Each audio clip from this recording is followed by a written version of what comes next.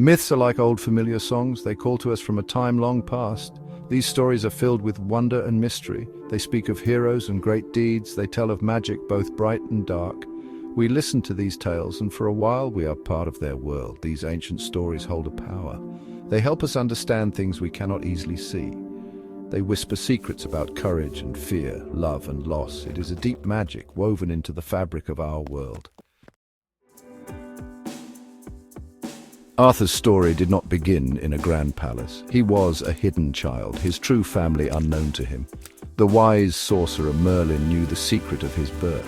Merlin watched over him from afar. Britain was a land in turmoil then. Many lords fought for power.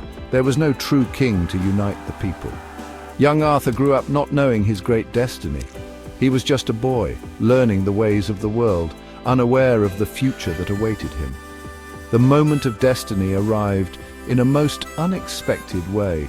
A magical sword appeared, embedded in a stone. A message was written upon it. It said that only the true king could pull the sword free. Many strong knights and nobles tried. They pulled with all their might, but the sword did not move.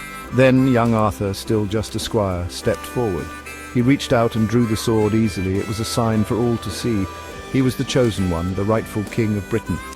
With Arthur as king, a new age began. He dreamed of a place of peace and justice. This dream became the city of Camelot.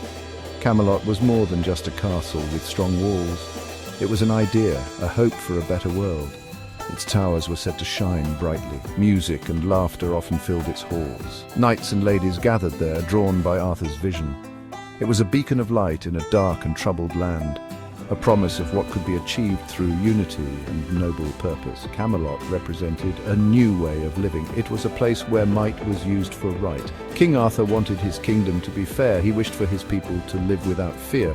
The idea of Camelot inspired great loyalty. It drew brave hearts to Arthur's side. This shining city, though perhaps only a dream, became a powerful symbol. It showed that even in difficult times, people could strive for something good, something noble, something that could light up the world with its brilliance. Merlin was a key figure in Arthur's life. He was a man of deep magic and ancient wisdom. Some said he was not entirely human. He could see the future in glimpses and shadows. Merlin guided Arthur from his youth. He offered counsel, sometimes in riddles. He understood the old ways of the land, the deep currents of fate.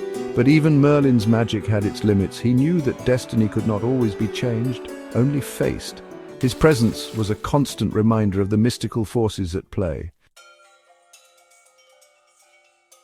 One of the greatest quests was the search for the Holy Grail. This sacred cup was said to have magical powers. It could bring healing and eternal life. Many knights of the Round Table set out to find it. The quest was long and perilous.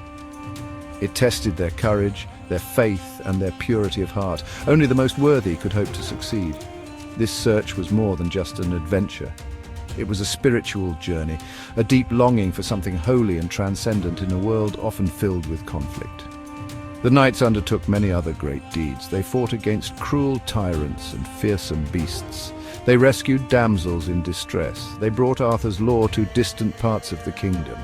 Each adventure helped to build the legend of Camelot. Each victory strengthened the hope for a peaceful land.